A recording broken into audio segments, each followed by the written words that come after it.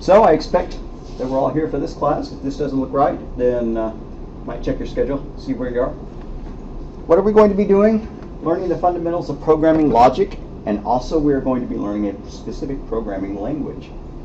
Sometimes a class has been taught without learning a specific language, but pretty much we're all in agreement that if you're going to learn programming, you ought to actually learn how to program. So the language that we're going to use is known as Python. It's a cool language.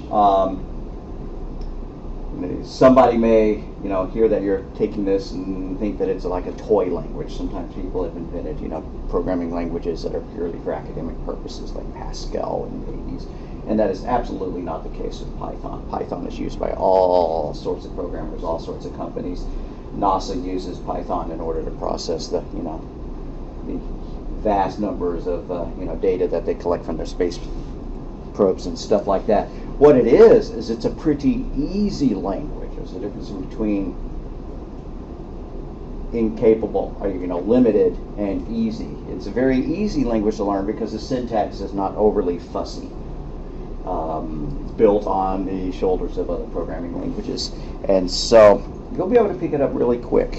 And we have online textbooks as well as the primary one that we're going to refer to help you learn Python in particular.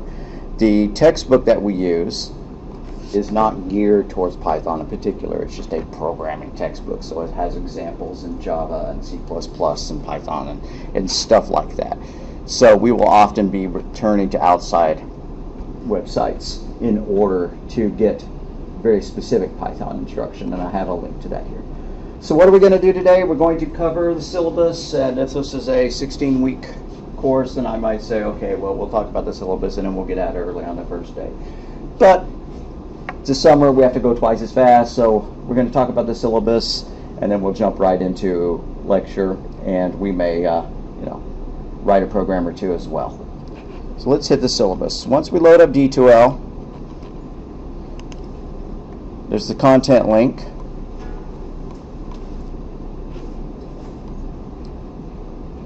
And then there's syllabus.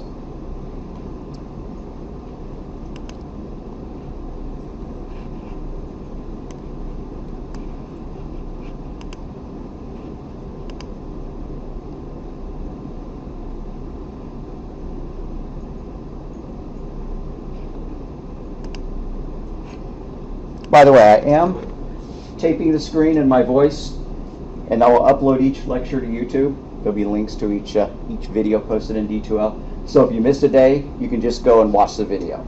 That doesn't mean I want you to get in the habit of skipping days and just watching the videos, because people who do that tend to get behind. But sometimes it's necessary for people, if your work schedule changes or whatever and you have to miss time, then you have that option.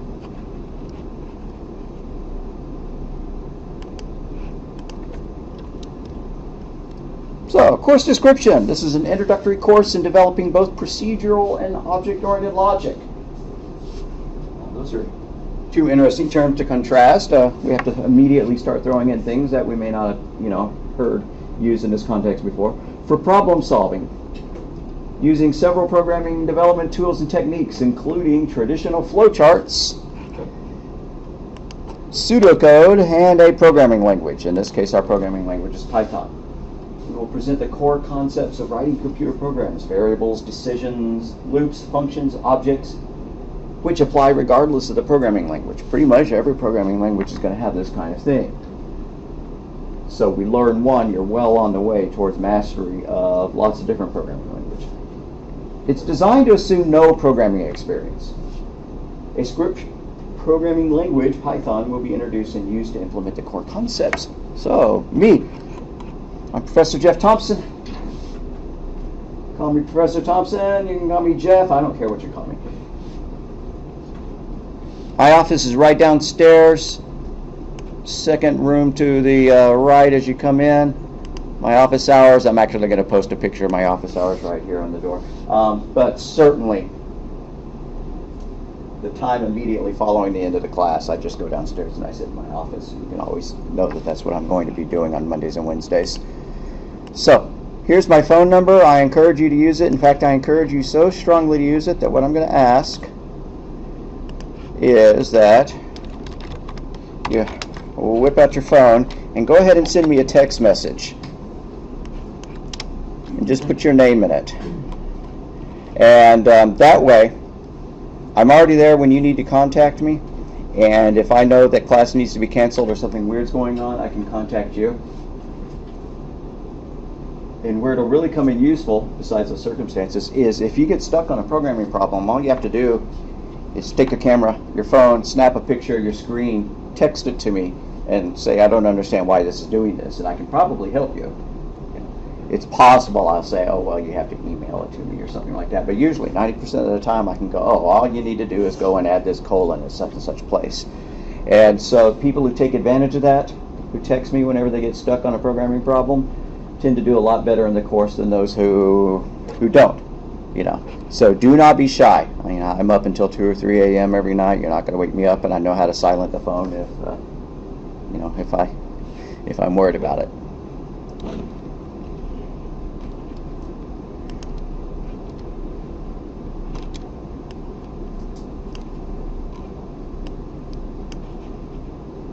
Speaking of which,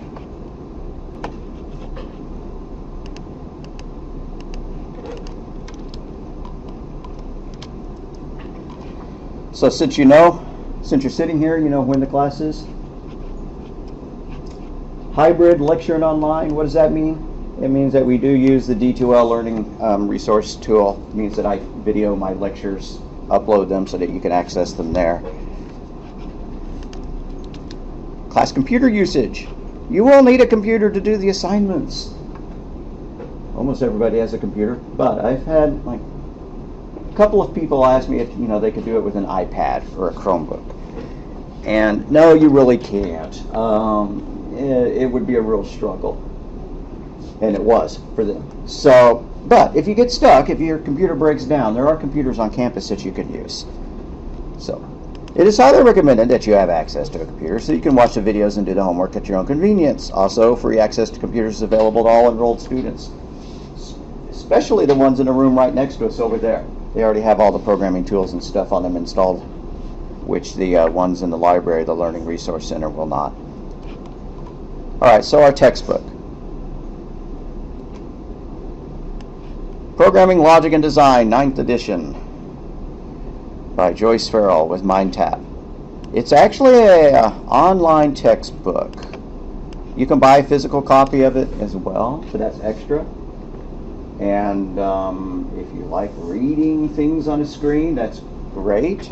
I have read studies that say that, actually the best way is to have a physical textbook and write on it and stuff like that, but I buy all my textbooks and stuff like that on Kindle. So anyways, you're going to need to purchase that, and then you're going to need to follow the website that it gives you access to. The website has both the textbook and it has programming exercises and chapter tests, which serve more as quizzes for our point. Why do I say that? Just a sec. Because the quizzes, I allow you to, the tests that come in Mindtap, I allow you to take over and over and over until you get a perfect score, if that's what you want to do. So that means that, it's not really an exam, is it? We have our own separate exams, not the ones on Mindtap. Yes, sir? Question about the code. I went to the bookstore to purchase the book, and they said we could buy just the code. Right. Is that what going to the website involves? Or? Right. You can just buy the access code without actually buying anything else. Okay. And so, yeah, we'll do that in just a second. All the information I need exactly as far as the class is concerned, and if I can get all that by buying the code, then right. So I've got computers. That's absolutely true. That's absolutely true. So right, if you go to the library, I don't know if they even have the physical textbook, or do they just show you sheets of cardboard with a code printed on it?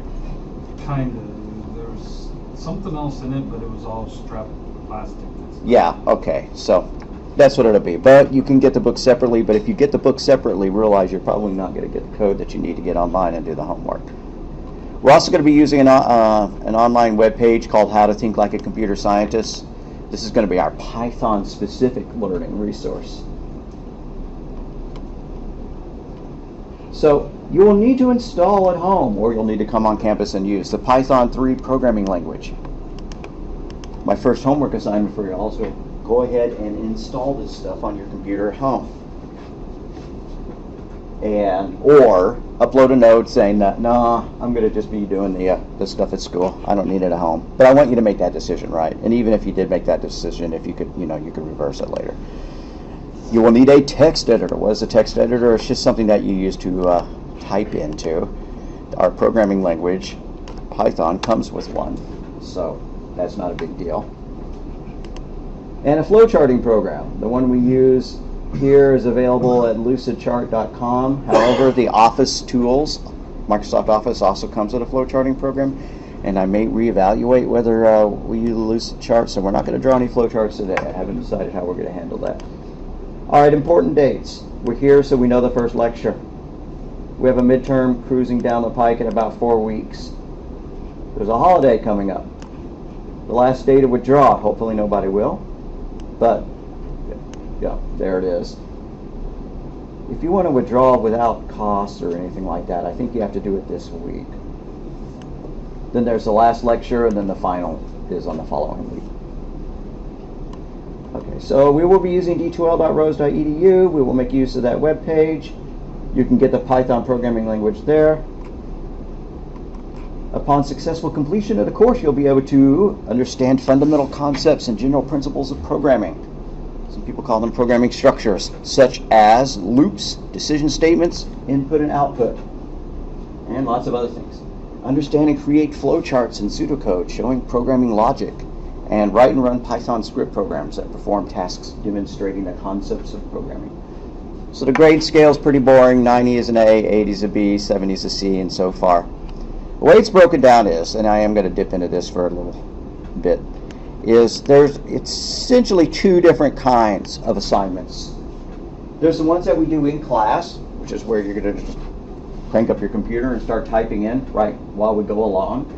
And I'll probably be up here typing stuff up here for you to type along, or at worst I'll print something out and hand it to you and have you type it in, whatever. That's a tutorial, right? I'm helping y'all go with it, right? I'm showing you what to do. Those are the in-class assignments. And then you have homework. The homework's where you go and you do it at home. The homework is going to be similar to what we did in class. So as long as you keep tucked away in your brain and in your notes and stuff like that, what we did in class, and the whole programming at homework is not going to be, too difficult. So that's when I say in class, that's what I mean. We're going to have one set of folders for the in-class assignments, and then we're going to have another set of folders for the programming homework. I do recommend that you do keep your work on a flash drive. I know they're easy to lose, but on the other hand, these computers, you never know when one of them is going to die, and you come in and your computer's been replaced, and if you saved all your work on that desktop, then you're out of luck. If you want to bring your own laptop, that's totally cool. Some people do that. Okay, and then I talked about exams. We have 2 exams, a midterm and a final. The final is not meant to be a super comprehensive thing. It's just part 2, right? Yeah, part 1, part 2. Part 1 we take happens to line up at the midterm. Part 2 we take happens to line up at the final.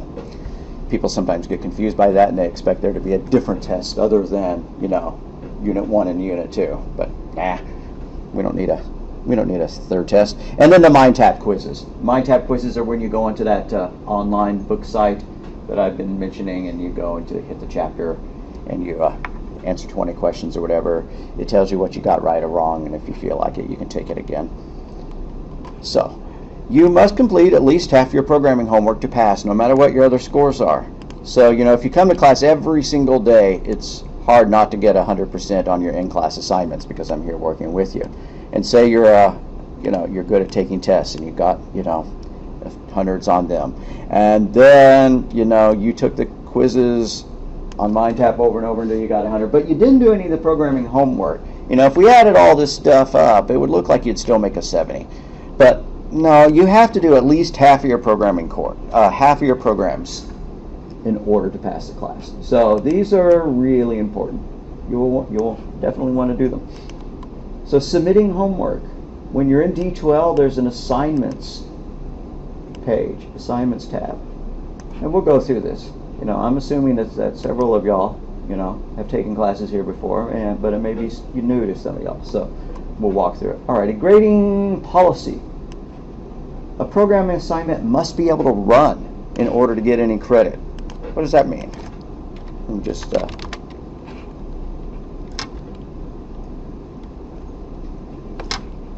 say I had a program that was supposed to print my name. Like that. And it's reset all my settings, so I'm going to have to blow up all the fonts. Sorry about that.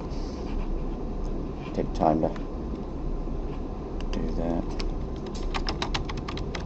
But anyways, just as an example. Alright, I have a little program. If I run it, great, it did something. It printed out what I wanted it to print. Now maybe I made a mistake. Maybe I made it print out the wrong name, right? You know, there's a difference between a mistake and what I'm going to show you next, which is a syntax error. That's a logical error. It ran, it did what I told it to do. I just told it to do the wrong thing. But then there are syntax errors. Syntax errors are when you make mistakes like bad spelling or misplacement of the, you know, the quotes and the grammar of the program and stuff like that. Okay, so it crashes with a syntax error there. If you turn in homework that does that, then you don't get credit for it. You get 1% just to show that I. But does that mean that all is lost? No, it just means that I really want you to do it. So go and revise it and re-upload it, and you'll get more credit. That's generally true of all my homework assignments. Is that if you turn it in and you don't get a grade that you like, you can revise it and upload it. You know, just like at work, right? You know, you do an okay job at something, but then, you know, later you want to turn around and put in your, you know, the effort to do a better job at it. Great. So that's the way I view these homework assignments. Is when you submit them, you'll get a grade. You'll see my feedback on them. And if you didn't get a good grade, then you have the option to revise it and resubmit it for more credit. So anyways, that's a syntax error right there. I misspelled something. That word does not do anything in this language. So generally you know if your program runs or not, right? So it shouldn't be a surprise if you upload something and you get a 1%. You know, it's just because you did that. Now if your program runs halfway through before it generates an error or something like that, you know, you're going to get more credit than just 1%. Right, because at least it started off good and then it ran off the rails. That's better than just something that won't even, you know. What am I supposed to do with something that, you know, doesn't even do that? None of our programs are just going to be one line long, right? So, you know. Okay, so partial credit may be awarded for assignments that do not meet full criteria for the homework. What's that mean? Well, what if it does most of the stuff right? Just doesn't do it all right, but it does most of it. Okay, then you'll get, you know, partial credit, and then you can go and revise it. So if you receive only partial credit due to the prior items, you may revise and resubmit the program to get more credit, even if it's past due, right? You know, it was due June 12th. Well, you know, you turned it in June 11 at midnight, and then it takes me a day or two to grade it. You know, oh, well, it's after the due date. I'm not going to turn in anything. No, just go ahead. Always turn something in, you know. So please do not take whatever grade you have on a homework assignment as your final answer if you don't like it. Programming assignments are generally due 1 week from the day they are assigned. I meant to take this out. This is just almost too easy. Homework assignments completed on time will receive a 5% grade bonus, but I didn't take it out, so y'all get that advantage. So, and as I said, you have to complete at least 50% of the programming assignments to pass, no matter what your other grades are. Okay. So, due dates, and if you turn something in late. Well, if it's up to 7 days late, you're going to get 10 points off. If it's the next 7 days is 20%. You know, the next day, 30%. You know, it just drops 10%. But no assignment is accepted more than 4 weeks late. Since it's only an 8-week semester, then anyways, so do get things done on time. A habit that some people get into is they find the class, you know, maybe enjoyable but not super duper challenging, and so they stop doing their homework thinking that they can catch it all up at the end. Don't do that. Don't do that. So in-class assignments must be completed within 4 weeks or no credit will be given. The in-class ones are the ones that we just type in as part of our lecture here. But if you miss a class, just get it done. Notice that the 10%, 20%, 30%, 40% doesn't really apply to the in-class assignments. I just expect that you're going to watch the video and upload them. Penalties for late assignments might be waived, you know. My kid was sick. I couldn't come to class. You know, I had the flu. My job required me to go out of state for a week. I'm pregnant. I'm going to have a baby. Whatever, you know. If you talk to me about it beforehand, you tell me why, you know, why something is late, then, you know, then we'll work it out. So attendance is taken. In general, students who attend classes and do not miss many days perform better in the course. Incompletes will be granted only for students who are already passing the class. In other words, you can't wait until the end of the semester, find out that you're failing a course, and then ask for an incomplete to make it up. Teachers aren't supposed to allow that. This isn't just my rule. I didn't make that one up. What is an incomplete? An incomplete is where instead of being given an A, B, C, D, or F, you get an I on your report card with the understanding that you're going to then turn around and go and complete, you know, the rest of the coursework in a month or something like that. And then your instructor will revise the grade. I wouldn't rely on that. It's totally optional for one thing whether the professor is even going to offer that. You know, they may just say, well, you know, you just get what you get. I'm sorry. But, you know, you can always ask. So since you're here, this one doesn't apply to you, but it's really important for you to attend the class the first week, or else you will be dropped from the course. Any course, not just my course.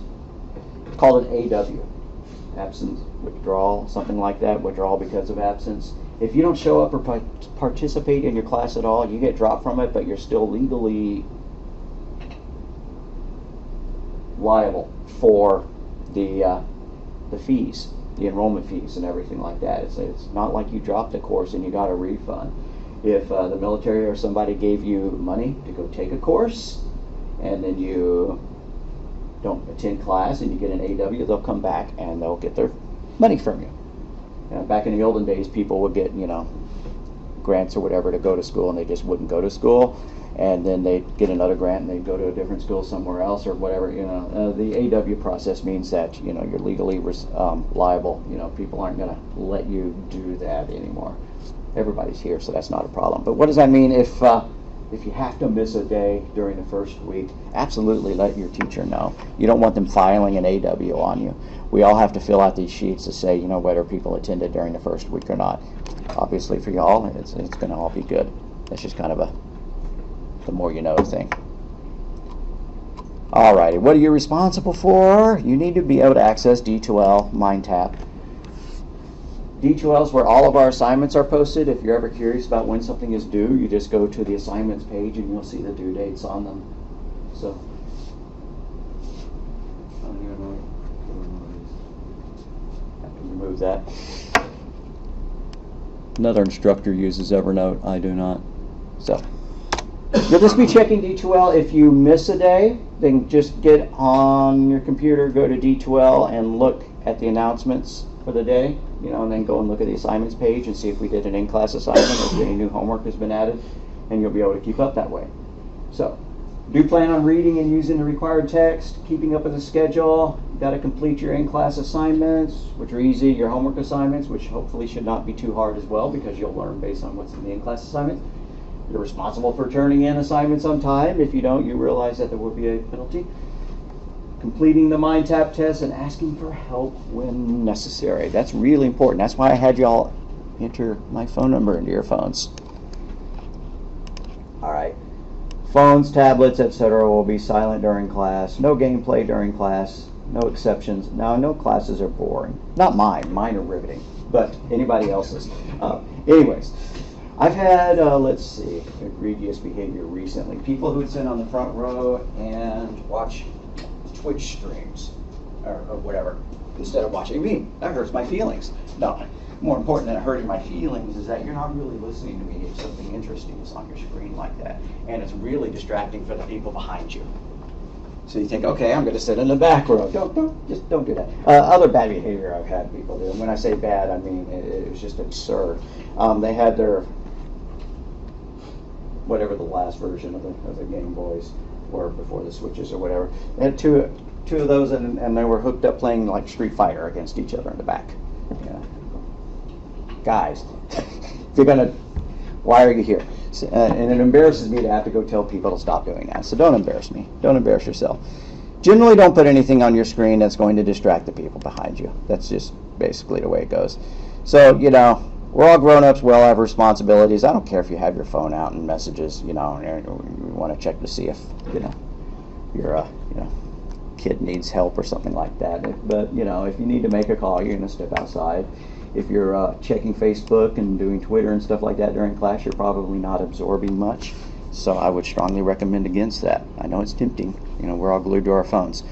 But less you can stare at it during a class, the better you're going to do in the class.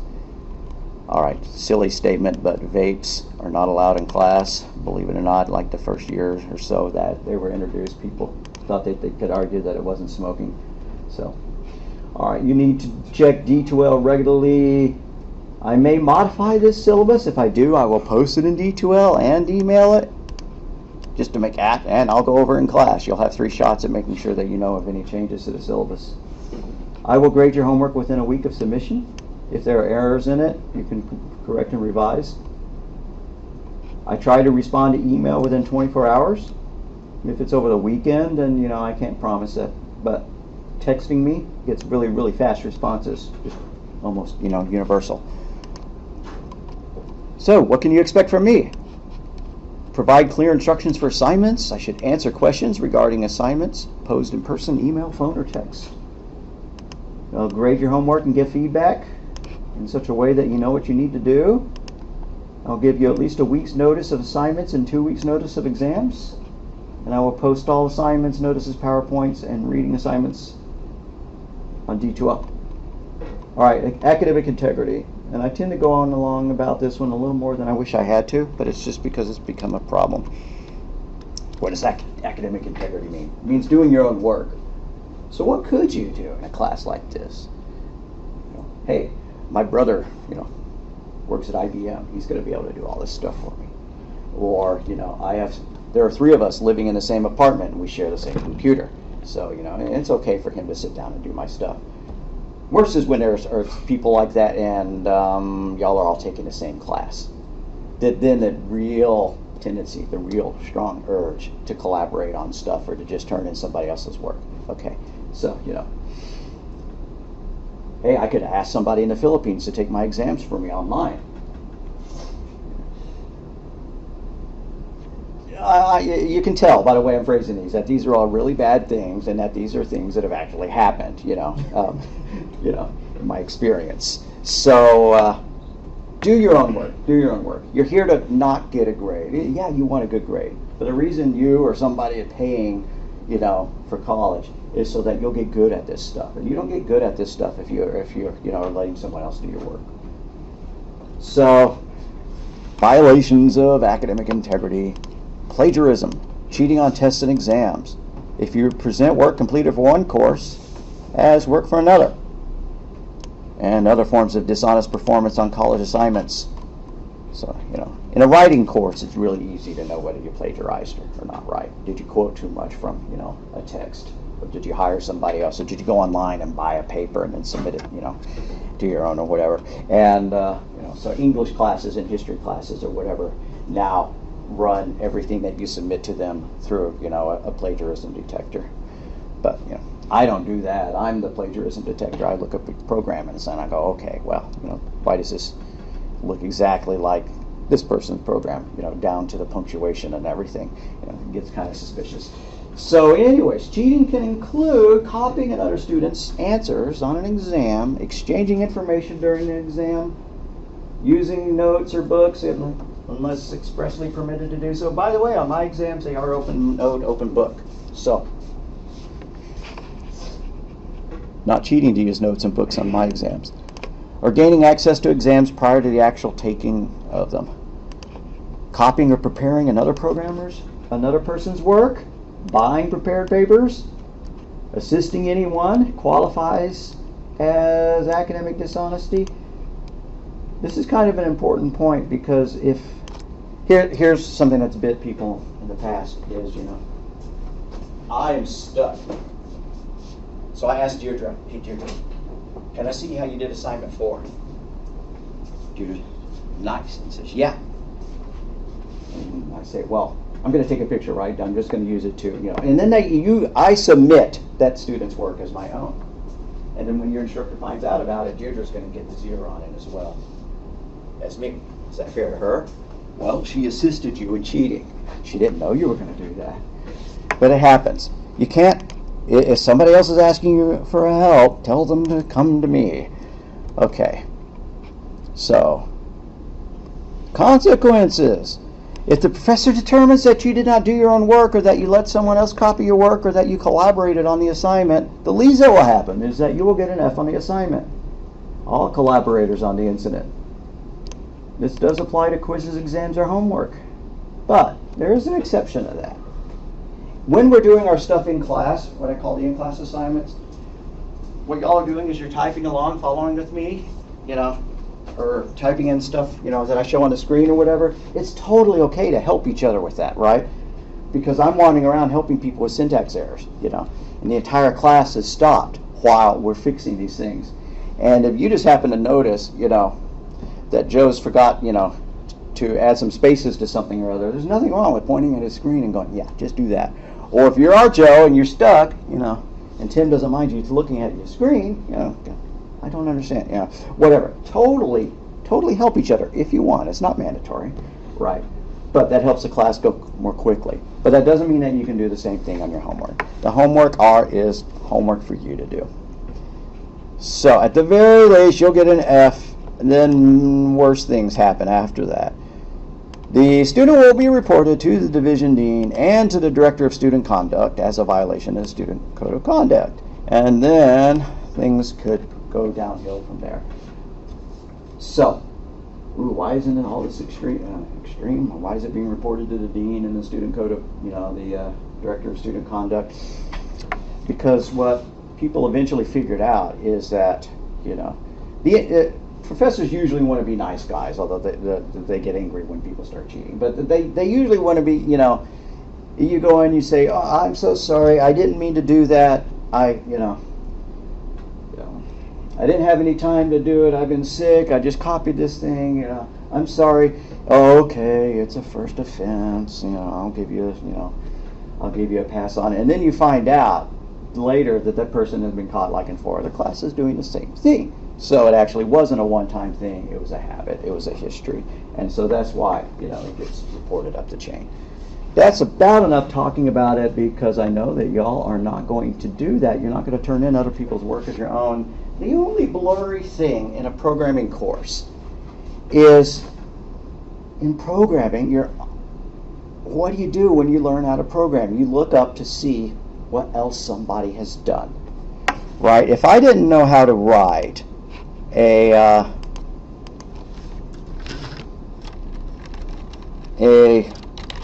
function using an array in C++, I'd probably Google that, and I'd go, oh, well, there's some tutorials there, and oh, hey, there's this Stack Overflow site seems to be a good site, and it is. A vast majority of programming questions that you see answered on the internet are here now.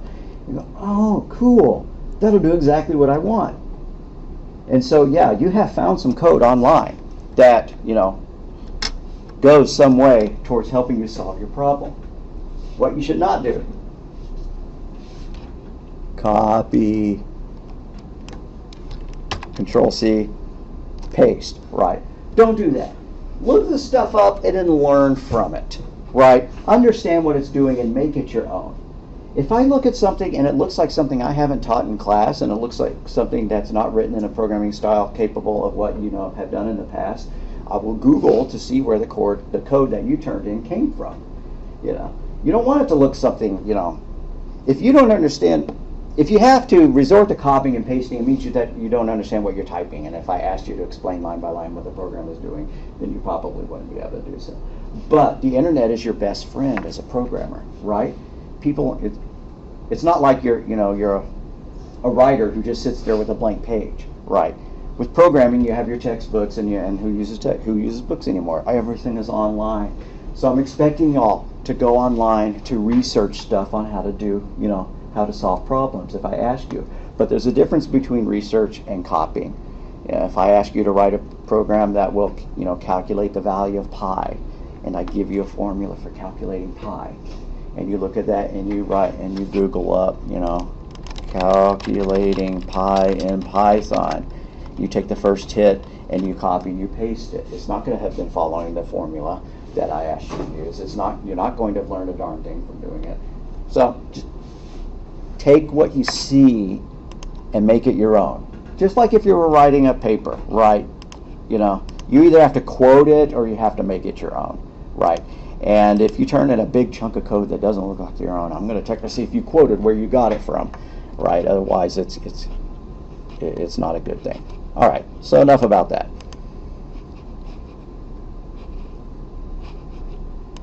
Does that make sense, though, y'all?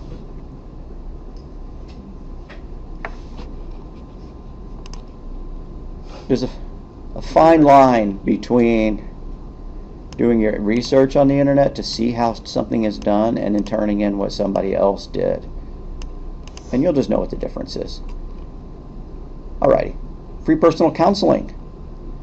Services are available to help students resolve emotional difficulties, improve personal skills, overcoming trauma and grief. I strongly advise you to take advantage. I strongly encourage anybody, if you need help, go and grab it. And it could be for interesting stuff. In one case, I had a student who had been assaulted by a professor at a college, and then they came to me. So I directed them to people on this campus who are then able to go and contact people at their campus to get that resolved, because your instructor should not be assaulting you, right? So anyways, and then it was also very traumatic for them. They needed the help. Absolutely nothing wrong with seeking out help. I strongly encourage it. There's a website for it. If you have what used to be known as disabilities, needing disability services, now what are they calling it? Student access services. Anyways, right, what could be some problems that people face, right? I'm strongly dyslexic and it's very difficult for me to read the text. Or I need a special reader in order to read the text. Or I need additional time in order to take the exam because I'm strongly dyslexic. Or, I have difficulty typing. I only have use of one hand rather than two, or I have tardive dyskinesia or whatever. All of these things have happened. You probably know whether you need some help. If you do, talk to me about it. But even more importantly, go to these folks and talk to them about it, and they'll give you a worksheet. They'll help you fill it out, and you take it back to me, and it could say things like, I need to record your lecture. And I'll go, okay, well, I don't mind. And in that case, you just set up a camera, just point it at me or whatever. I don't care. Or I need to be able to sit on the front row. Or I need extra time on exams or whatever. And, never said no, Very happy to help people. I want you to succeed. I've never seen what this does, but there's something called a Student Success Center. Study skills workshops, learning styles assessments. I didn't put a website there. Let's Google what that is and see if it looks like something that...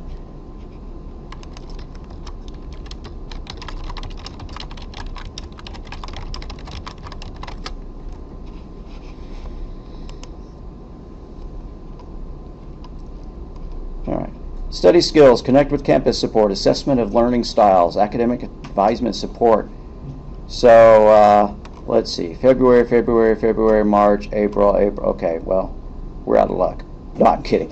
But doesn't look like they have any workshops scheduled for summer, or if they do, they haven't updated those yet. But it's something to consider. Always poke around and take advantage of what the school has to offer. You're paying money to be here. You may as well get your money's worth.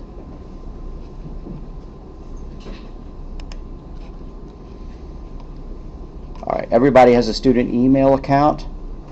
You can access it through Gmail.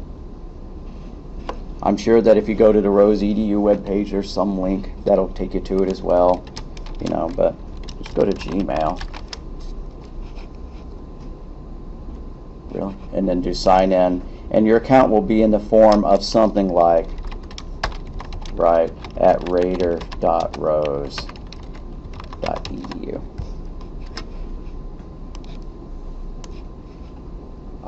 can probably figure out what your email address is if you don't know it. But you really are going to have to contact the school, computing services if you can't log on to your computer or you can't log on to Gmail.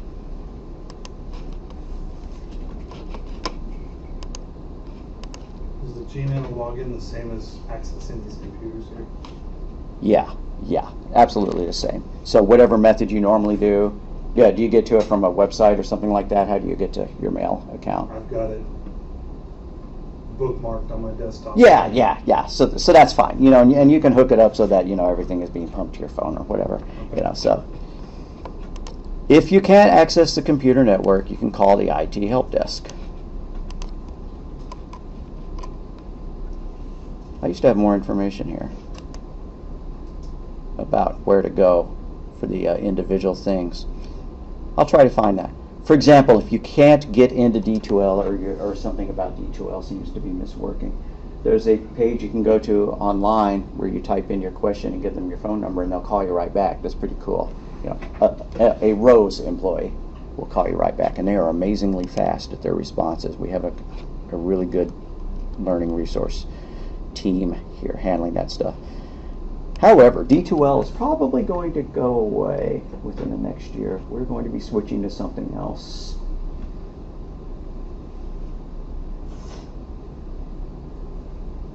But they all have just about the same functionality, right? You open them up, you download your notes and stuff like that. Anyways, I'm thinking of another set of links that I had for help. I will find those and I will upload those so that if you can't log on to your computer, you know who to call. Ghostbusters. And then if you can't access D2L, you know where to go and leave a message. Alrighty. So information about withdrawal, incomplete grades, policies are available in the student handbook.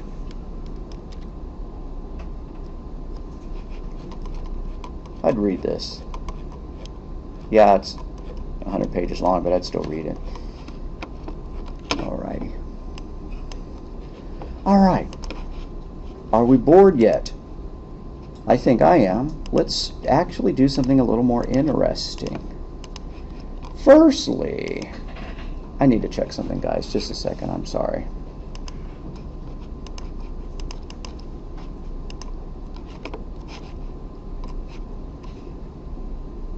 Did I save this after I entered it? No. All right. Did anybody come in late? Is Christopher, are you here? Yes. All right. Cool.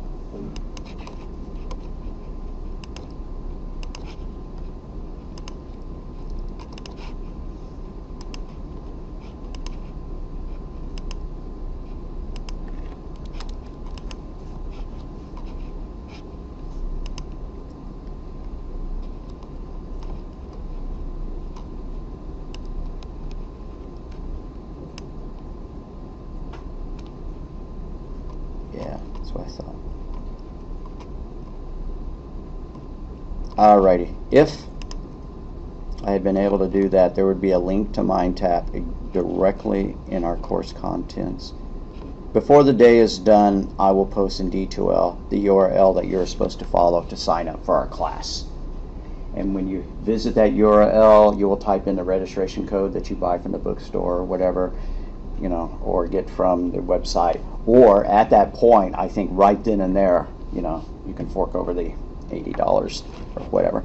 By the way, they're coming up with something where if you wind up taking another Mindtap course from another course, another professor or two or more, then you just contact them and get your Mindtap account modified so that it lasts for a year and covers any book, not just this one, right? It's like $20 more or something like that. It lasts for a year and you get, any book.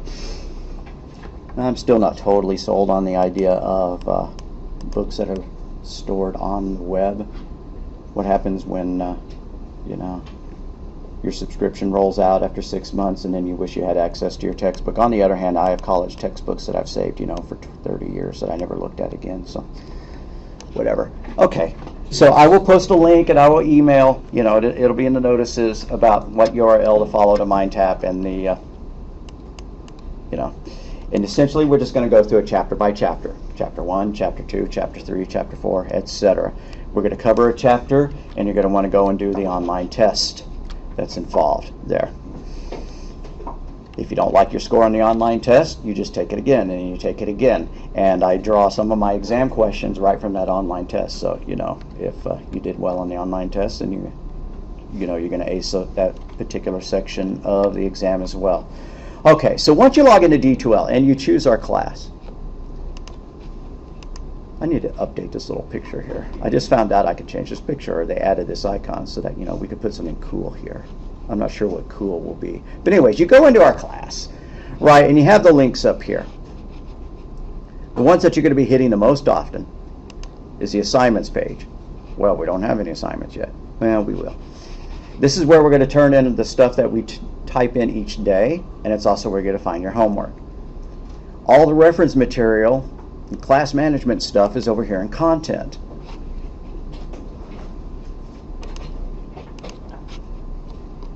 Which will fill up as we go along.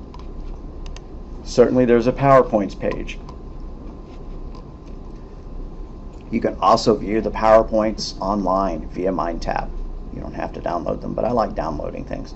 Generally, anytime I go into something and it offers a little preview of it, like this, oh, that's great, it's a preview of my PowerPoint. It's a real pain to actually use it through the preview, and it doesn't really matter what system. I'm not just talking about D2L. I would always prefer to download it and open it, right? Because this little scrolling preview pane is just not nearly as easy to use as a PowerPoint viewer. And I try not to rely too much on PowerPoint because people fall asleep. It's called death by PowerPoint. You know, if I sat up here and I made you stare at PowerPoint slides for 2 hours. So, but we got to use them. Okay. So, what's the first thing I want us to do? We have talked enough. We're going to write an itty-bitty little program. So we're going to introduce ourselves to the tools that Python gives us. Assuming you were able to log into the computer, and even if you brought your own laptop until you have Python installed in your own computer, I'd recommend you do it here, is pop open the little search box here and type in IDLE. You go, that's a weird name for an editor. Well, the guy who invented the Python programming language was a huge Monty Python fan. And who is one of the members of Monty Python? The most famous one is a guy named Eric Idle. So Eric Idle's been forever enshrined as an editor within Python. I'm sure he's thrilled. Okay, so when you do that, let me start redoing all the changes I need to do to make the fonts readable.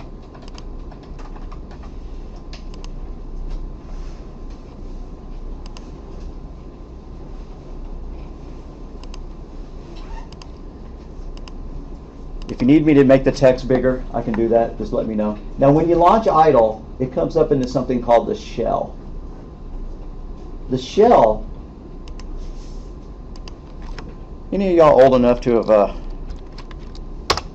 used DOS to try to run games, stuff like that? You know, you had your computer in the 90s or whatever, you know. Yeah, and so, you know, you would launch. Your computer would boot to DOS, or you load, the DOS prompt, and you type commands in, like that, and you get immediate responses. On Linux, or the Mac, it's called launching a terminal. On Windows, it's called the command processor. It's easy to get to. You just go to the start box. We're not going to have to do this in this class, and this is just educational. You can type in CMD, and it'll launch the command processor. Where you can type in dir, that's what people used to call DOS. Or, if you really want to be, amaze your friends and confound your enemies, hit, the Windows key between Control and Alt and R, and you get the run box. And you can type in commands there, like CMD. So anyways. So what was that? It was a command processor where you type in commands and get immediate responses. The shell is the same way, except it's specifically a shell for running Python commands. And so you can do stuff like this. In for name is equal to, quote, and then type in a name.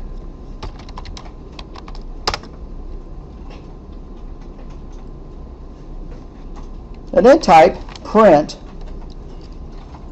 parentheses, which is shift 9, N into parentheses, and print it out the name.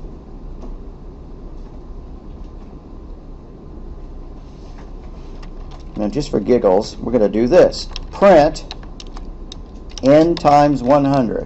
What is that going to do? It's going to print 100 copies of our name.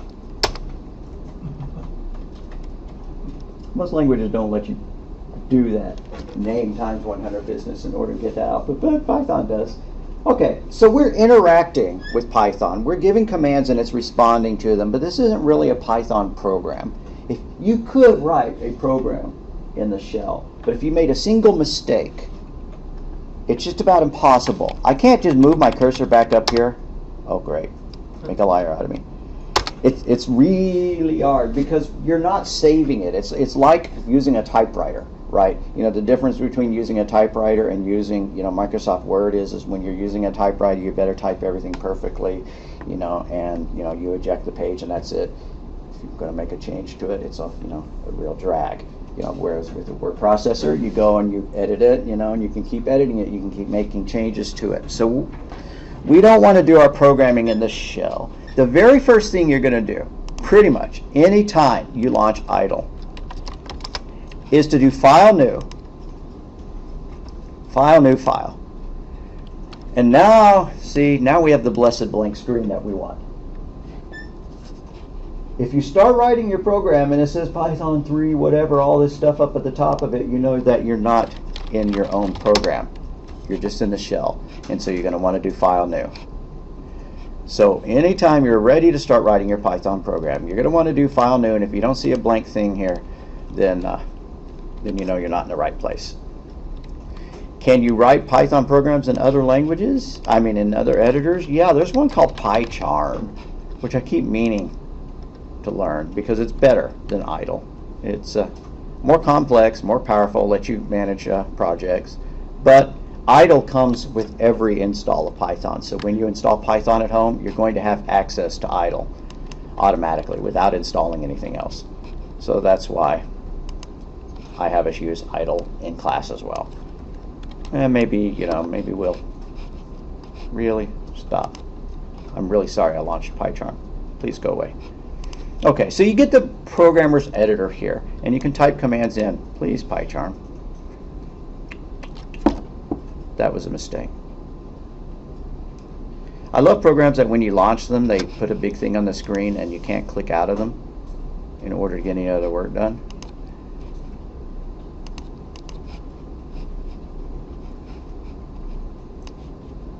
Alrighty. Okay. By the way, do y'all know how to kill programs on a Windows program operating system? You need to get to the task manager, and I was just about to do this. And I know that, you know, y'all grew up, you know, with computers in your cribs, and you know more about them than me, but I may know, you know, a few things that you haven't seen, which is if you hit Control-Alt-Delete, you can see the option to Task Manager. Or you come over here and right-click, and if you right-click in just the right place, yeah, looks like the clock's a good place to do it. Start Task Manager, and then you get a list of your programs, and you can kill your program if you want. If I haven't typed in anything useful into the notepad, so I'm just going to kill notepad in task. And now notepad is no longer running. So you see your list of applications. You can also go over here and see your list of processes. What's the difference between a process and an application? Well, a process is a program that's running, but it may not have a window, right? And Chrome is a weird beast that launches a different process for every web page and everything. So when you look at it, it looks like it's running 20 different programs, but it's actually just one application. If I come up here and look, then we'll see services and other things. It's kind of interesting to look at. You know how busy your computer is. You know your games will crank the usage up, the CPU usage way up, just because they take a lot of CPU. Okay, so I'm in idle and I keep getting distracted. Please go ahead and just type in your name up at the top, right? The date that you were doing this on.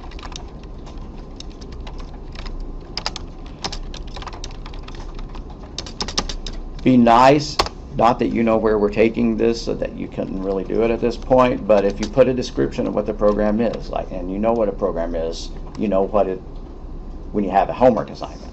Like, okay, I'm going to calculate the value of pi, right?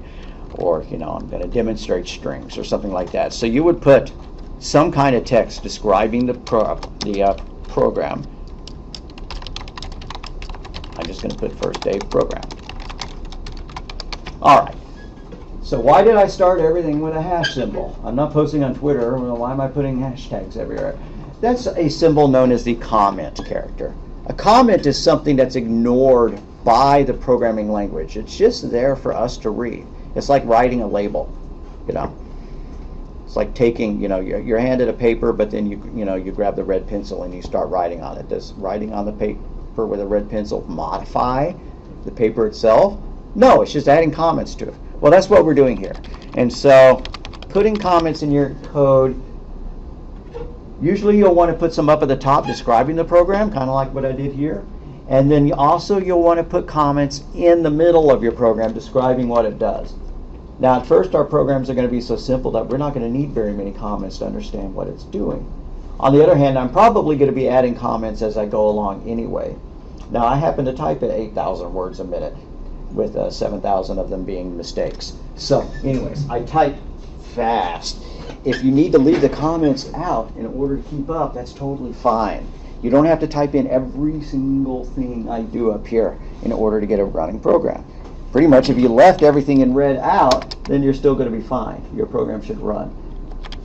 But, you know, if you have time to type the comments in and you think that they're going to help you understand, that's totally cool. Okay, so what are we going to do? Let's ask the user some questions.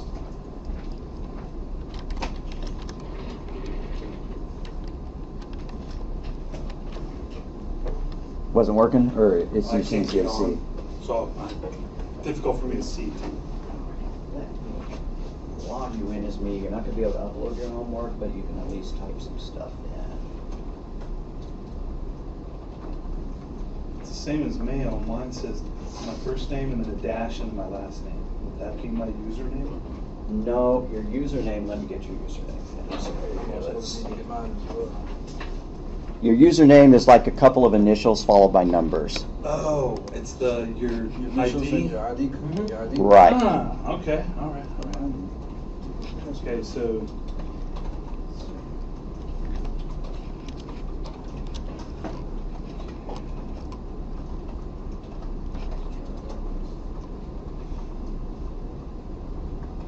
well, this used to show.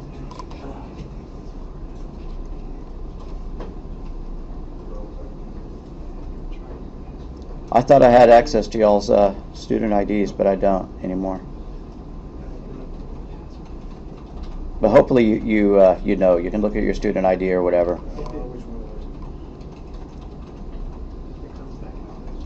no, I don't remember my password. Should be your birth date. Just the numbers? Yeah, just the numbers.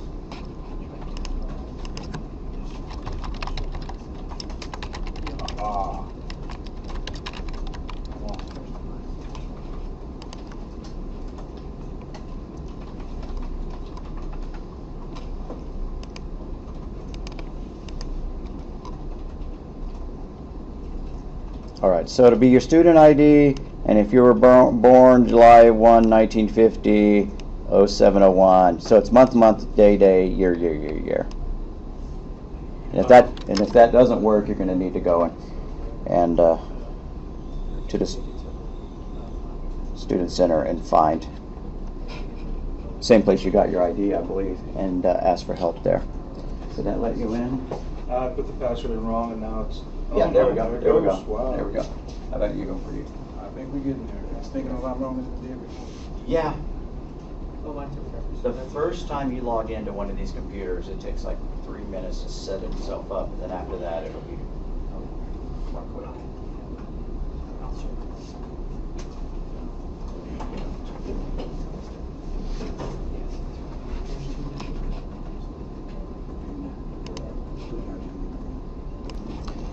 So this thing up here is called the comment block. That's a common term. Hopefully the textbook uses that. It may call it something else. Other languages use other symbols. If you go on to take Java or C, C++ or something, don't type this because it's not going to work in our language. You prefix everything with double slashes, right? In some languages, you can do this, and you can type in a whole bunch of stuff, and everything between that slash and that star is considered a comment. But in this language, we do it like that. So we're going to write a very simple little program that asks for our name and asks for our age. And now we're not going to really know what we're doing. You're just going to be typing by rote at first, but it's like you watching tennis before you actually start learning tennis, right?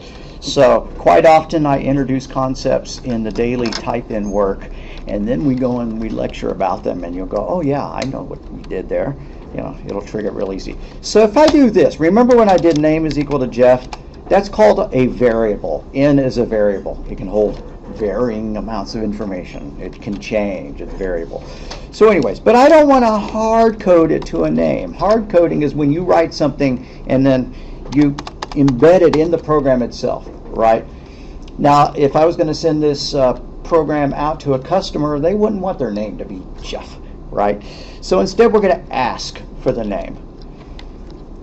So we're going to use an input statement like that. And then we're going to print nice readings for them. And as I was asked, why do I put spaces in my stuff? I do the spaces to make my stuff easy to read. You can remove all the spaces and your code will work just as well. So it's up to you how you want to space your code. I tend to do it like this. So hello, end quote, comma, and then end parentheses. Now let's ask them for their age, but we're not going to do anything with that information yet. Age is equal to input.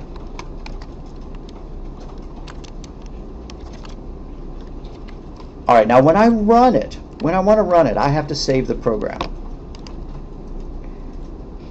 It offers to save it if you just go to run module, but I always like to do file save as, and actually I've tried to remember to do it as soon as I do file new.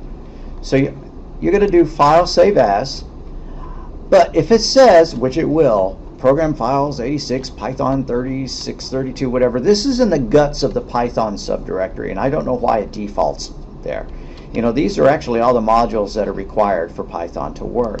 If you start saving stuff into this directory, eventually you're going to break Python to where something doesn't work, or maybe even Python won't load. Do not save into this directory. It's kind of unfortunate that we even have write access to it so that we can do that. Instead, you're going to want to go somewhere else and make a directory, right? If you have a flash drive, you can save it there. You can put it on the desktop, go to the documents. I love littering my desktop with folders. So I'm going to click on desktop, click on new folder, and I'm going to get myself a cute little folder, and then I'm going to save everything in it. And just because I like that folder so much, I'm going to drag it over in my favorites so I can get to it every time. I'm going to click on it, keep my mouse button down, drag over here, and you know, just kind of get it over here in the favorites somewhere, like that.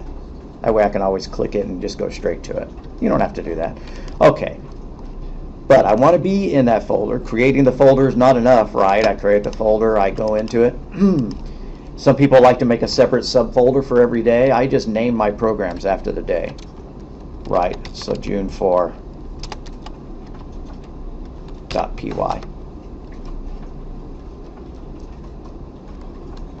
I started to put a space there. In this language, it's legal to put spaces in your program names. In some languages, it's not. So quite often I add a space and then remove it.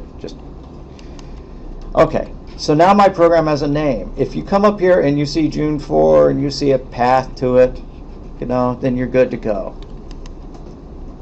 You do run module. If you have made any programming mistakes, syntax errors, you'll see it'll blow up with some red text. Right, I demonstrated that earlier. You know, like if I misspelled something. That's not what I want to see. Okay, now this is a really lame program because it doesn't tell the user what they're supposed to type. So if I run the program, it sits there waiting for me to do something. But if I was psychic, I would know I needed to type my name. And then I would type in my age. I'm 12 for some reason. Okay, so it didn't do anything with the age, but at least it printed hello, Jeff. But we want to tell the user what to type in. That's called prompting the user. We're going to write a prompt. So here's what we're going to do. We're going to add a print statement above, telling the user what they need to type in. So above that line that says n is equal to input parentheses, we're going to do print, parentheses, quote, what is your name, question mark, end quote, end parentheses.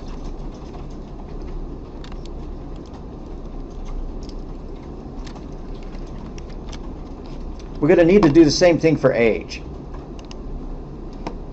You could just copy that print line and paste it and edit it. I'm awfully fond of copying and pasting. But anyways, above my age, input statement, print. What is your age in years? Question mark. End quote, end parentheses.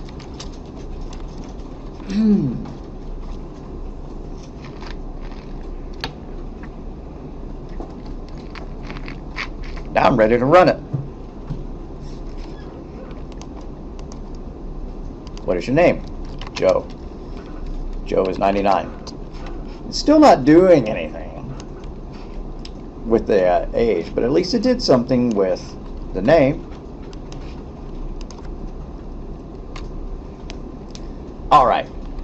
So these are called variables when you do something like this. A variable is the thing that holds information. There's different kinds of information. The input statement returns what is known as a string. A string is a series of characters. I typed in Bob, that string is Bob. I typed in 12 or 99, that string was 99. Now you can't do math with a string. What do I mean by that? What if I ask somebody to enter their weight in pounds and I'm going to convert it to kilograms and they type in 94 or whatever, I don't know. And that's just a string. You can't do math with a string. The computer doesn't know what that 94 means. You have to turn it into a number. You have to convert it. And so that's what I'm going to do here. I'm going to convert that age variable into a number. Age is equal to float, parentheses, age. All right. Oh, what's a float? Maybe in math you did the idea of a real number as opposed to an integer number, right? An integer is a whole number, and then one with decimal points or something like that's a real. I think those are correct terms. A float is a data type that has decimal points in it. Even if they type in something without a decimal point, by the time that it runs through this function, it will be of a data type that has a decimal point, right? So 12 would be converted to 12.0 by that. Okay, so now we have a number. So here we're going to add one more print statement. Print. And let's do this a little bit different. I'm going to delete that print. I'm going to call this one next age is equal to age plus 10. And then I'm going to print something out. Print, parentheses, quote, in a decade, you will be, end quote, comma, next age, comma, begin quote, years old.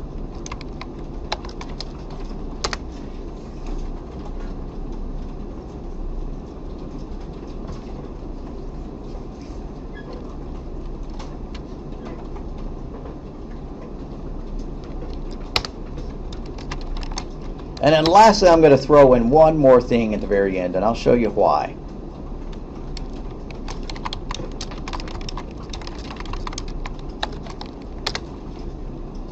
Input, press enter to finish. That just tells the user that they're done. This program would work just as well without it. All right, so what is your name? My name is Bob. What is your age in years? I'm 34. In a decade, you will be 44. Thank you, computer. There's no way I could have figured that out. So we've written a program. Oops. And see here, it's sitting there, press enter to finish, which I could do. I could hit press enter to finish. If I had run it and not pressed enter to finish, then when I closed it, it would say, is the program still running? I mean, the program's still running. Do you wish to? Yeah, that's fine.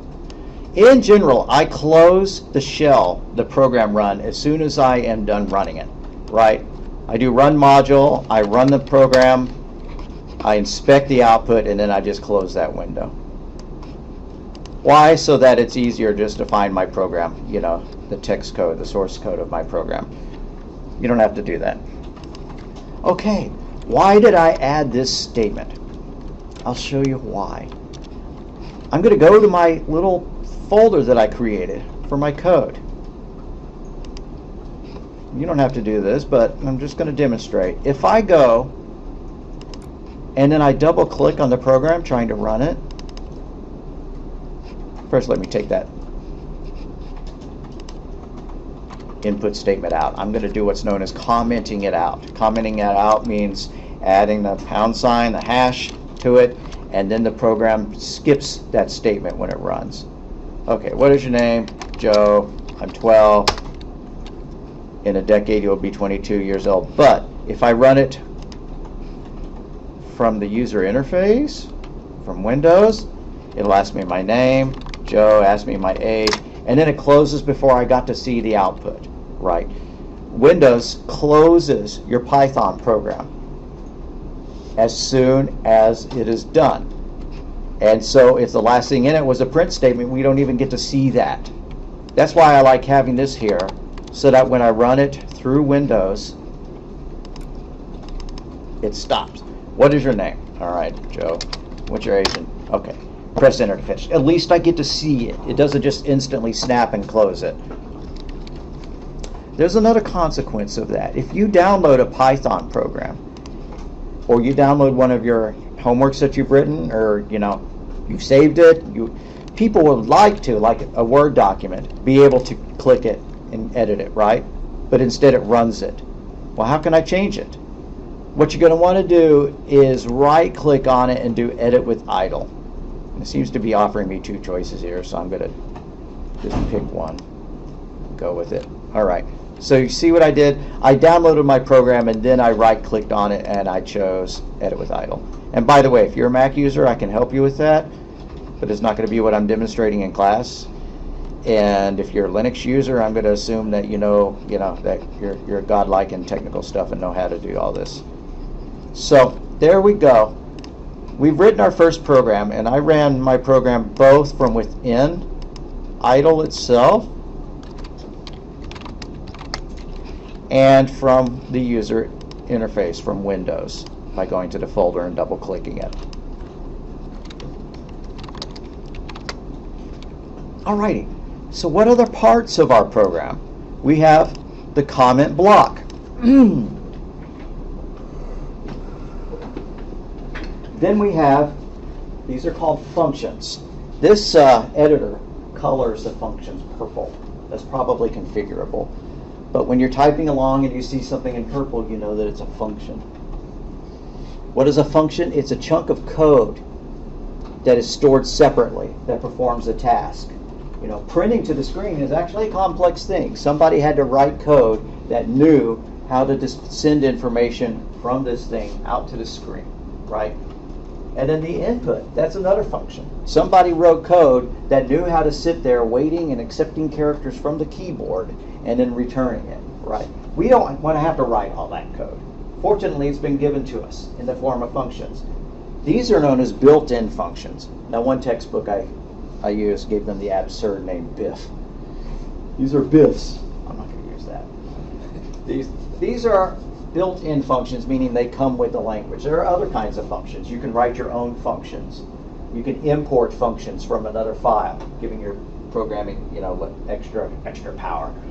So we called a function to display some information. We called another function to get that data and store it in a variable. Now whatever I typed in is stored in computer memory, and that memory is pointed to by that variable name. Is this Does in mean anything really? Variable names are meaningless. I will say that a couple of times. You don't have to use in. You don't have to use name. You could call it anything you wanted to. If I wanted, don't make this change because this is stupid. If I wanted to say Tony is equal to input and then say hello Tony, the program would work just as well. And then down here, let's say I don't want age, I want rage. Alrighty. Right? It's going to work just as well. These names are for our benefit. Variable names are for our benefit, not for the benefit of the computer. As long as it's a legal variable name, you know, and your variable names can look pretty weird, right? Like that. That is a legal variable name, meaning that the computer would not crash with a syntax error when it tried to run it. It would work, but when you were trying to understand what the code did, when you open this up a year later, and you see a reference to a variable name, whatever, you're not going to know what that means. You want to use good variable names. Typically, a good variable name is like a word long. You can't put spaces in them because it thinks that those are two separate commands. I'm going to undo all the changes, and so I'm going to just start hitting Control-Z, which is a shortcut for undo, to get it back to where I was. Okay, so that's where I was. Typically, a good variable name is a whole word and not a single letter. And the more information you give in a variable name, the better off you are in terms of understanding what the program does. User age, right? User age. Username. These would be better variable names. And again, I'll probably just undo all this stuff. If you feel like making the changes, you can. Right? This is a little bit easier to read. Username, username, user age, user age. I had to change it everywhere. If I changed it here and I didn't change it here, it would crash. You know, so I had to change it there, there, and there in order to keep the program running. And if I make a mistake, if I call it username here with an underscore and then I type it in here without it, then the program will generate a syntax error and it will stop running. So the variable names have to be the same everywhere you use them in that particular source code file. And case is important. I guarantee that as I'm walking around helping people get code to work, at some point somebody's going to have typed in a capital U like that, right? Why do we do that? Because we're used to in our real world, well, sentences need to begin with a capital U, or a capital letter. No, case matters. And so if something is defined as being lowercase, you have to use lowercase to do it. People also do the same thing with print, or other function calls, they'll make them, caps. You don't want to do that. They have to be exactly as they were written. And the print function provided to us was written to be called lowercase. Now when you're defining your own functions, you can give them names in all uppercase. But you just have to be consistent. Okay, I keep making changes and undoing them. Like username, this could have been all caps if we wanted to. Right, name is equal to input. Hello, name. Now in the 60s, there were programming languages that said if something is uppercase, it's a variable. And if it's lowercase, it's programming code. And that's how it distinguished between the two. Languages are smarter than that now. You don't distinguish just based on the case of what you typed in.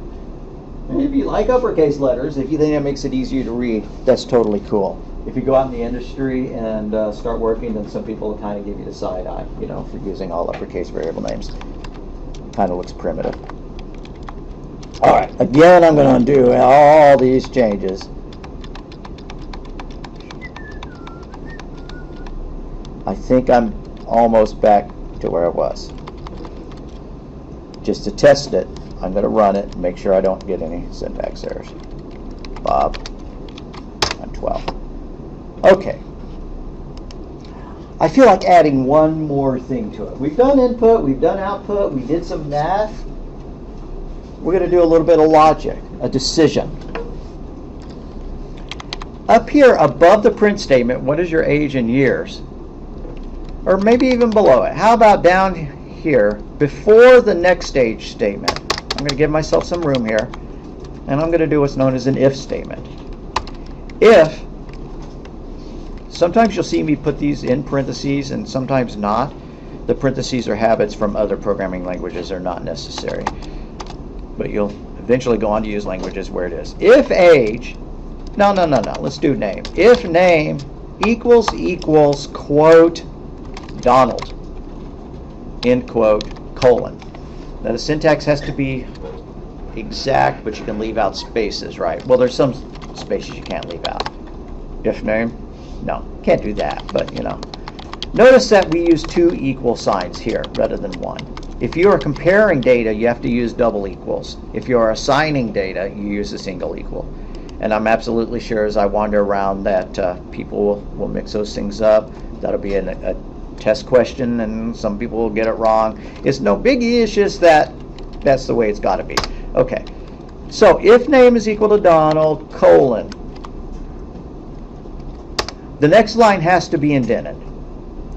Doesn't matter how much it's indented, not really, but it has to be indented, and generally the rule of thumb is you indent 1 tab. Print, hello, Mr. President.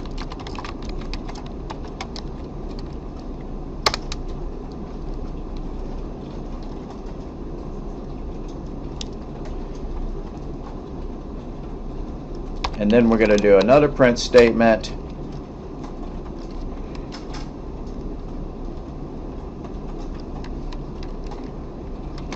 You are looking fine today. We're going to flatter him. All right, there we go. Yeah. All righty. So this sets up conditional code.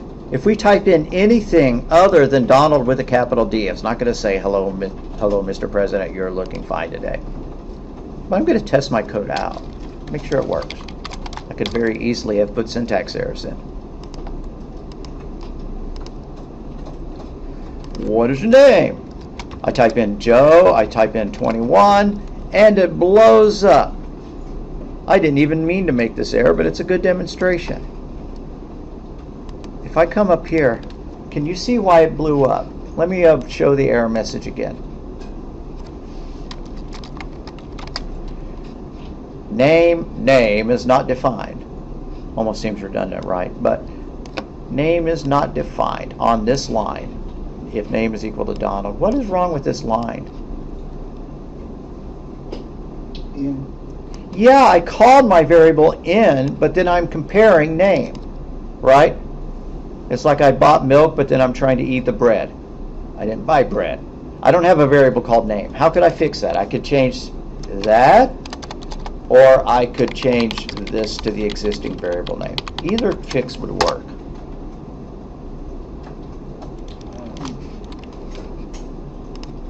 And it'll be about time for me to wander around and make sure that everybody is doing okay. And by the way, don't wait. If you got a syntax error, wave your arm, get my attention, and I'll help you immediately. Because if you're stuck and I babble on for another 20 minutes, then, you know, you're not getting to keep up with it.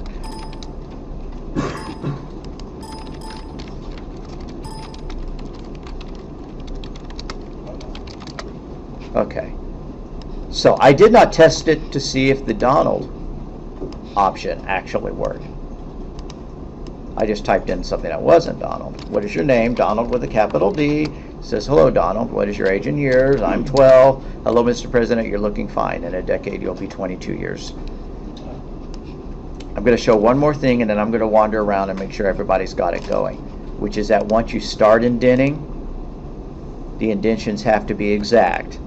Other languages aren't picky. Python is. But if I accidentally space this one over too far, it may look good to our eyes, but the program will crash. And you go, gee, that's picky.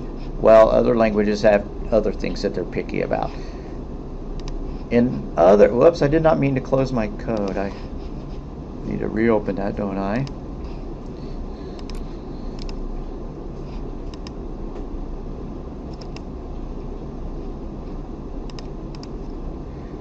It's offering me 2 choices, and apparently the idle 3.6 is the only one that works, so I wish the idle 3.5 could be removed. There we go. I have to fix that. Other languages mark off blocks of code with this symbol. don't add this because these are syntax errors in this language. Right, that's how it knows where the beginning of the block of code is, and that's where the end of the block code is. And the languages that do that don't care about spaces, right? They don't have to be tabbed exactly. Right. This language does have to be tabbed precisely. Okay. I'm going to pause, make sure everybody's got it going.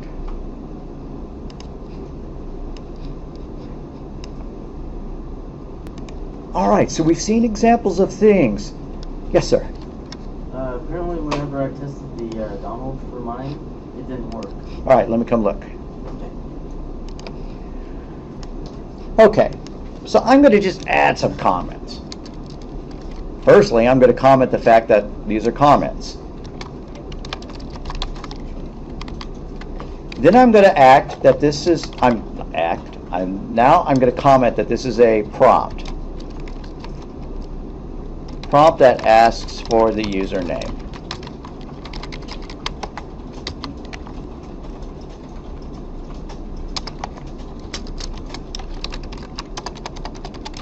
Calling the print function. Now you'll notice that when I'm adding comments, I kind of line them up. That's not necessary. In some old programming languages, Python used to be one like this, in assembler, you do have to line everything up. But that's all right. Calling the input function.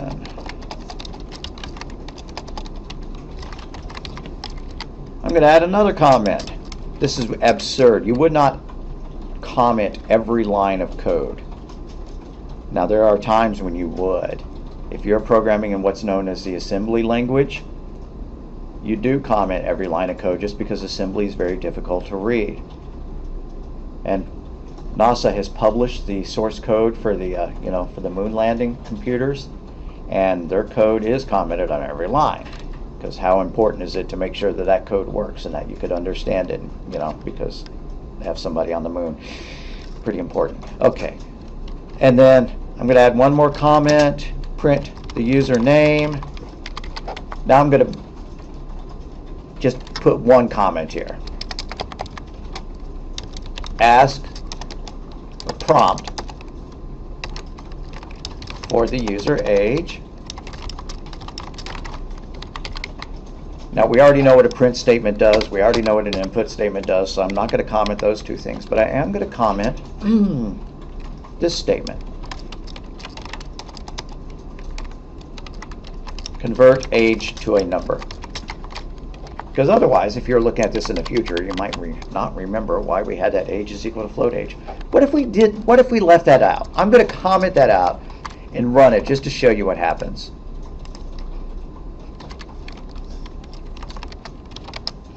And it blows up. Why? Because it's trying to do math with the variable age. But age is not a number, it's a string. Everything we type into Python is a string. It's just a series of keystrokes. We have to convert it to a number before math, like that can happen. And the error is it must be a string, not an int. That's exactly the opposite of what's really going on, where age has to be an int. It has to be a number rather than a string. Anyways, we have several different data types. We have str, which are strings, which are stuff typed in. We have ints, which are whole numbers, and then we have floats, which are numbers with decimal points. I can't believe I'm losing my voice and I'm going to be lecturing for 6 more hours today. This is not good. Will integers be negative? Integers can be negative, correct. But in the program, can they? Yes, yes, yes, yes. Okay, so I need to fix that. I need to actually go and comment this out. We could have just made this an integer, because most people type in their age in whole numbers, right? If you're filling out a form, you're not going to say, I am 27.2 years old. So, you could do that. It would work just as well. But, what if we typed in a decimal point? Like, you ask somebody their weight, and, they are very particular about their weight, and so they type in that they weigh 145.3. Yeah, possible. I'm going to type in something with a decimal, and it blows up. It doesn't know how to convert something with a decimal to a whole number. There are ways you can do that, but not that easily. So, I'm going to leave it as it was. Undo all the changes that I just made. Okay. Prompt for the user age, convert age to a number. And I'm going to add one more comment. Say hello to the president. And then one more comment down here above the next stage.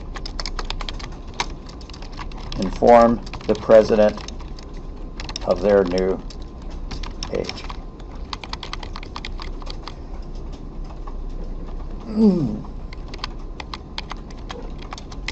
And then lastly, where we have this input, enter, press enter to finish.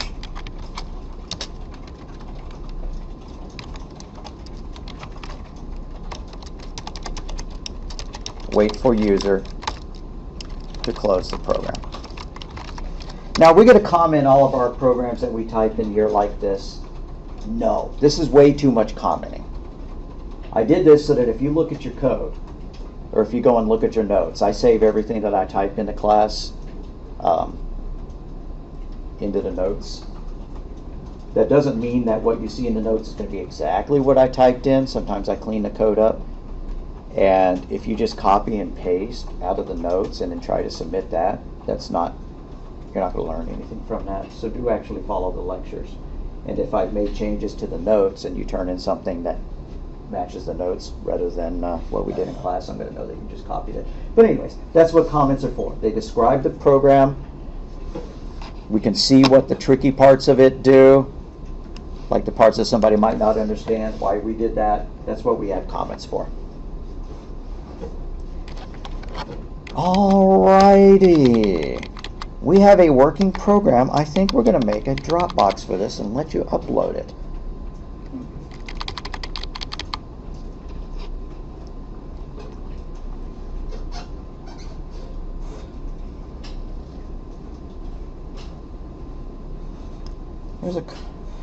So, after I've written a program, what I typically do before I upload it is I close it.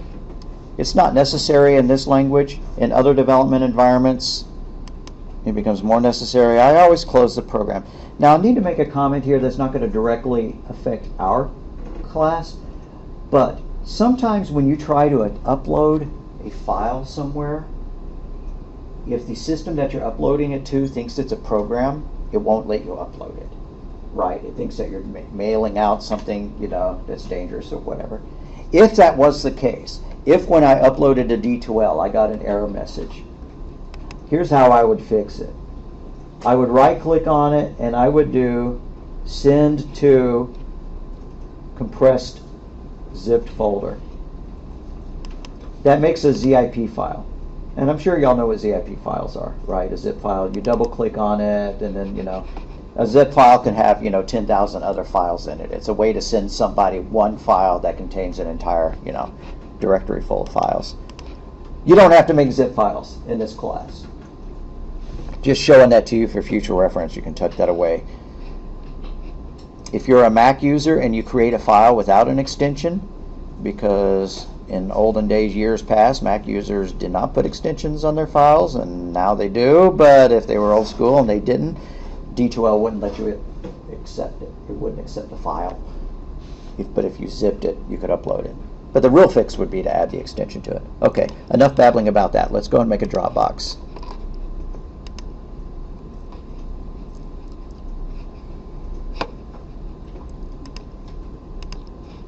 Now you can't make the Dropboxes, but if you want to upload something so that you can look at it later and you don't have a Dropbox to put it in, of course you could always email it to yourself, right?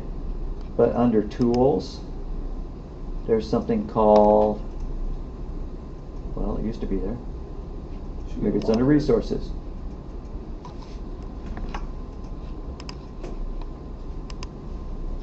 Locker. There's something called the Locker. Just kind of like Dropbox on, your home computer or whatever. You can upload things into the Locker. However, the space is limited, right? I just get 10 megabytes of space to use. Now, these programs are very small, so I could conceivably upload this stuff really easily. You don't need to do that. I'm just saying that if you have some file that you want to stick into D2L so that you can access it later when you get home, that's one way of doing it. You forgot your flash drive, you don't want to email it to yourself. Okay.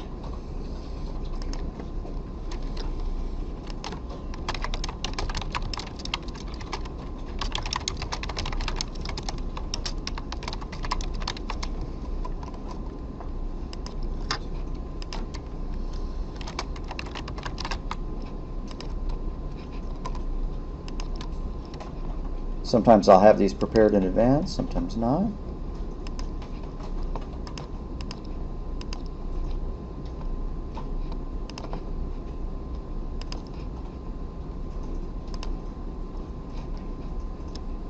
All right, so if you go to the assignments folder, the assignments tab, or if you're already there, you can refresh, be right there.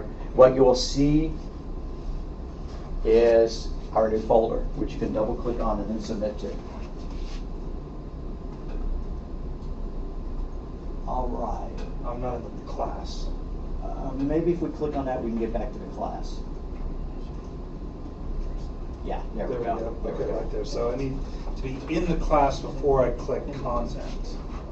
No, yes, that's correct. Okay, Right. there it is. Okay. Yeah, Assignments. by the way, if you are here at this page that has your list of classes and then you go to your locker or you click content or stuff like that, then it looks completely wrong.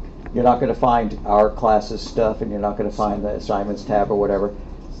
To get back, you just click on the name of the school and then you can get back to your class.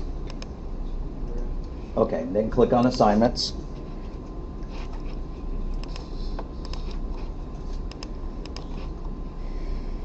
Click on the folder name.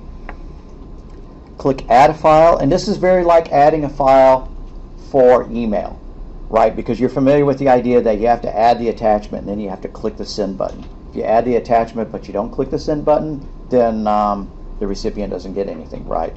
Here, if you add but you don't do the submit, then it doesn't wind up in D2L. So you do add file, and it gives you 20 different choices. Hey, if I'd uploaded it to the locker, I could have picked it from there. My computer, you can just drag and drop. Some people dig drag and dropping, you know. I don't usually do that. I usually just click upload, go and find my file. By the way, do y'all see extensions? If it says June 4 without the .py, that's something you want to fix. And I'll show y'all how. But anyways, you click, you know, the file name, you click open, you click add, but just like email where you actually have to click send after you've clicked add, here we have to click submit. And by the way, there's a comments field. Comments field, you know, you don't have to type in anything, but, you know, if the program was late, you could say, you know, was working with you on this, and you said it was okay to turn it in late. Whatever, right? You can put a comment here. If you talk to me and I say it's okay for you to turn it in late, you better put it in the comments because it's possible I might not remember that, right? You know, I have an okay memory, but I can't remember everything. So, or, you know, could you look at why it doesn't work or whatever? You know, if you know that your program doesn't work and you upload it anyways, if you put a comment there, I know that you know that it didn't work, and I'm much more forgiving of that than if you upload it to D2L and I don't know that it's not going to work, and then I run it and it crashes, and I'm going to go, okay, you had to have known it wasn't going to work. You know, I'm not going to give you credit for it, or I'm not going to give you much. But if you put a comment like that in there and you're asking for help or something like that, then yeah, I'm more generous. Why it don't work? That's not good English, but anyways, okay. So click submit. If you get to this page and it says file submission successful, now you know that it's actually in D2L. You could confirm that. You could click done, and then now it says submissions 1. After I grade it, if it's an in-class assignment, I'm probably not going to put any feedback. You know, I might put good work or whatever. But, you know, for your homework, I am surely going to put feedback, even if it's just good work. Yeah. You'll have a link here that you can click to read my feedback. You'll be able to see if something is graded or not by whether there's a score there. Usually you're going to get 100% on everything, unless, program doesn't work. If you see a 1 there, 1 out of 100, then that means that there's something, it has a syntax error and I couldn't even get it to run. Please fix it and re-upload it. I've already said that before. Okay, so we've submitted to our Dropbox. I will get it graded. You will have some points for the class. We need some homework as well. But I don't know how to program yet. This homework assignment is just to install Python, because I do want you to install Python.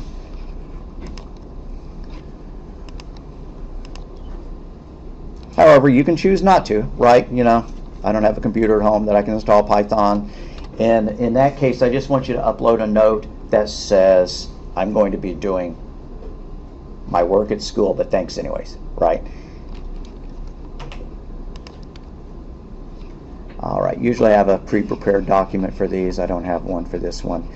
I will upload a document into the Dropbox that has a link to the Python website and specifies what I want you to upload.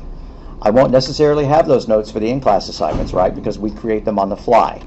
But for the homework, I do want you to know what you're doing, even if you miss a class or whatever. And so I will always have a document that I attach to that folder that you can read. Okay, so this is homework 0. Well, that idiot, why do you call it homework 0 rather than 1? I'll explain that in a minute. Install Python. So you're putting this assignment in for us? Right, this is for y'all. And you'll want to do this. I ask you to do, I give a homework a week basically for every homework assignment, but the sooner the better. Don't wait until Sunday night of next to try to get it done. Alrighty. I need to make a comment about due dates beyond what I've already said. Like I said, I always give a week, so midnight of Sunday is the due date for this one. Alright. So I always put a date. If you don't see a date there, it's a serious mistake, and please text me about it. I did put the date here in the name of that one. I may not do that in the future. We'll see. Why do the in-class assignments have due dates? We did them in class. That's what it shows you, right? Is that we did it on June 4th. If you missed class and you turned it in June 5th because you watched the video, I'm not going to count off on the in-class assignments unless it's more than a month late. I already said that. Now, the due dates for the homework is more important. I really want you to get those done on time. So these due dates on the homework folders, really important, not so much on the tutorials. They can be late. Just watch the video and get it done. There will be a link under contents for videos. Not there yet because we don't have any, right? And they will link to a YouTube video. YouTube will also, I'll make a playlist so that you could just bookmark the playlist, and then go and see all the videos for the class. But if you miss a day, you just look at the assignment, you go, well, yeah, it looks like we did something June 4. You go to videos, you'll find the video, you'll watch along, you'll type along with it. If something's going wrong and you can't type along with it, or if you can't get the program to run or whatever, that's not a problem like it is with the homework, right? I want you to get it working, but if it can't, I don't want you to spend 5 hours trying to figure out what's wrong with it. Just go ahead and upload it. And if you can't type in the code at all, hey, my computer's broken, but I watched the video on my iPad, whatever. Just see if you can upload a note that says, I did watch the video. I really want y'all to do it, give it the old college try, but, and it's for your benefit to follow along. Engages your brain. Okay, almost enough lecturing about all of that. I'm going to end class a little bit early today, so we will begin our lectures in earnest. How do you install Python? My document will have a link to it, but it's also just right here.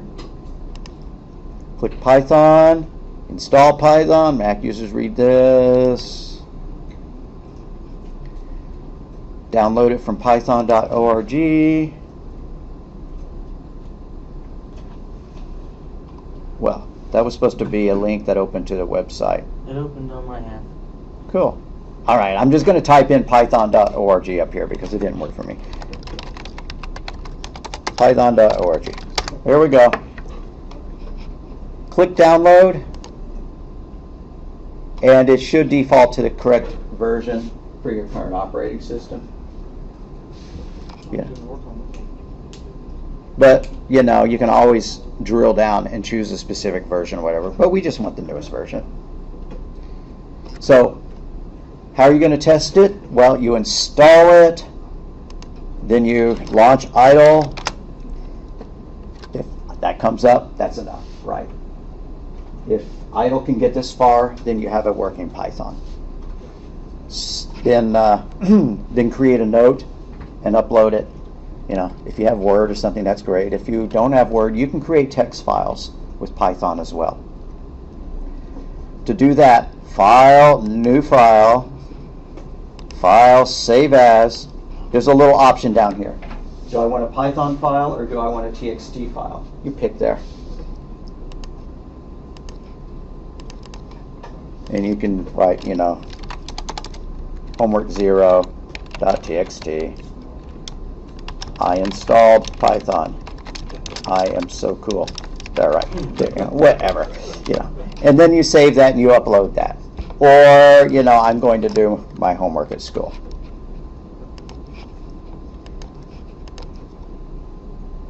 Where was I going with that? When you're looking at your directory, do y'all see these extensions? .txt, .py, .zip. Somebody show me. Yeah. Okay.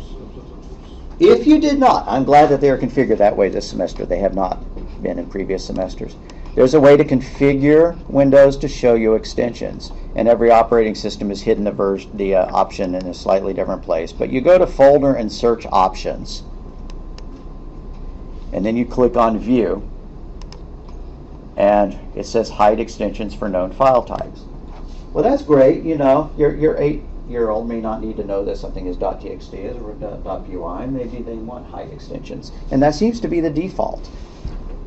But you don't want to hide extensions. That's useful information. Notice that there are things like show hidden files or folders and don't show. And, you know, there's all sorts of ways you can mess yourselves up by poking around in there.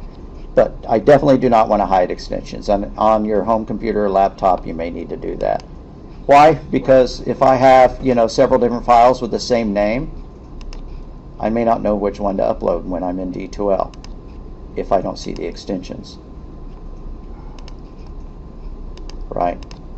Well, which one was I supposed to upload? You know, maybe you have a text file. Yeah, you can come over here and see that information.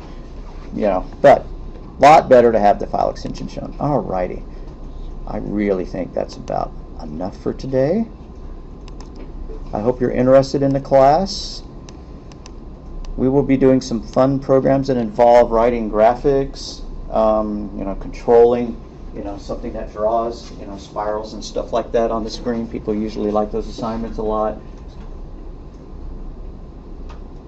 And in general, I think it's a good idea to know in the background how computers, you know, work. Be able to think logically. So for the homework, we just install Python and that's it? That's our first We assignment, don't right? have to send you a message saying it's done, or you just... Yeah, you're going to upload a note into D2L saying that you did it. So when you're done, when you look at the assignments folder, you're going to want to see a submission for every single thing in here.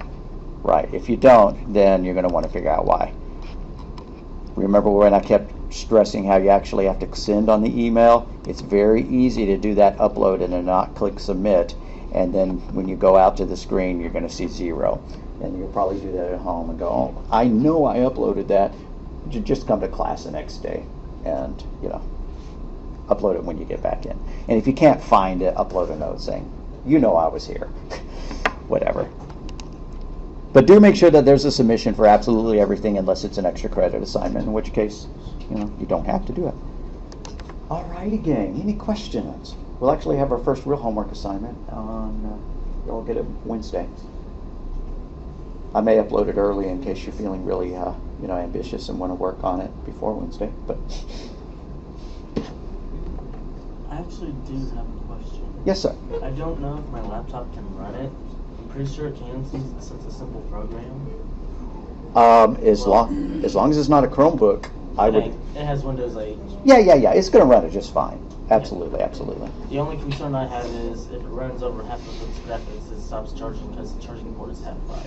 That would be a drag. But yeah, you'll be able to. Okay.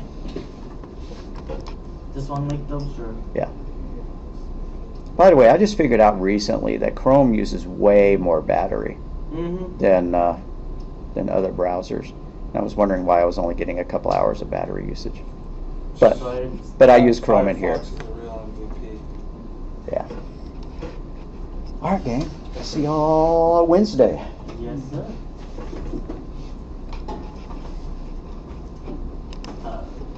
And as far as